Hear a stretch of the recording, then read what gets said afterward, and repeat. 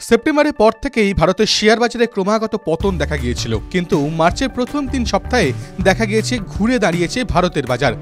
Bombay stock এক্সচেঞ্জের তথ্য বলছে, মার্চের 24 তারিখ পর্যন্ত বিনিয়োগকারীদের সম্পদ বৃদ্ধি হয়েছে 35 লক্ষ কোটি টাকারও বেশি।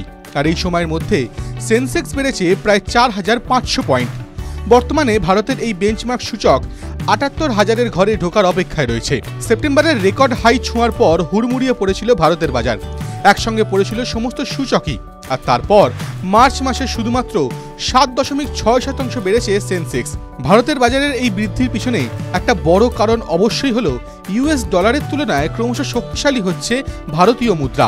এছাড়াও ট্রাম্পের ট্যারিফ যুদ্ধের মধ্যেও কমেছে বিদেশি বিনিয়োগকারীদের ইকুইটি বিক্রি, ফলে সেদিকেও আশার আলো দেখছে ভারতের বাজার।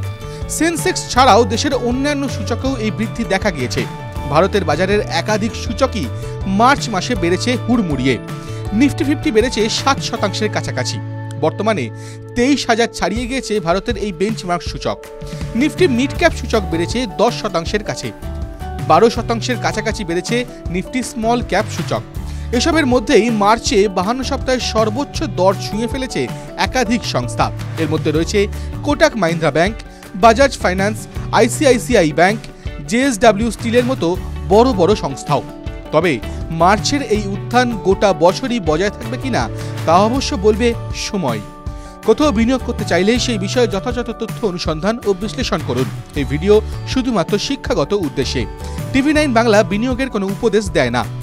যে কোনো বিনিয়োগই বাজারগত ঝুঁকি সাপেক্ষ, ফলে বিনিয়োগের আগে সমস্ত নথি ভালোভাবে পড়ে নেবেন, তারপর বিনিয়োগের সিদ্ধান্ত নেবেন।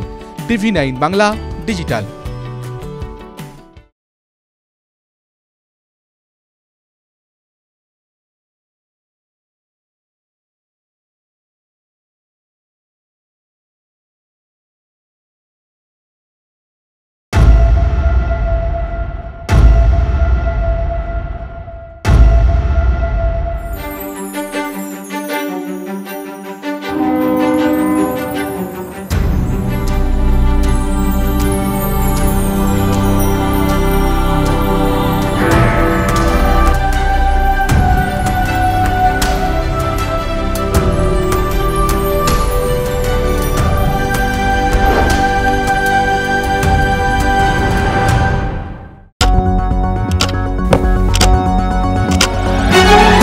রাজনীতি শুধুই কি রাজার নীতি?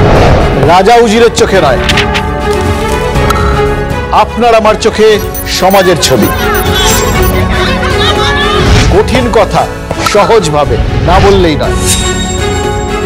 বললেই নয়। প্রতিদিন রাত 9টায় TV9 বাংলায়। TV9 বাংলা না দেখলেই নয়।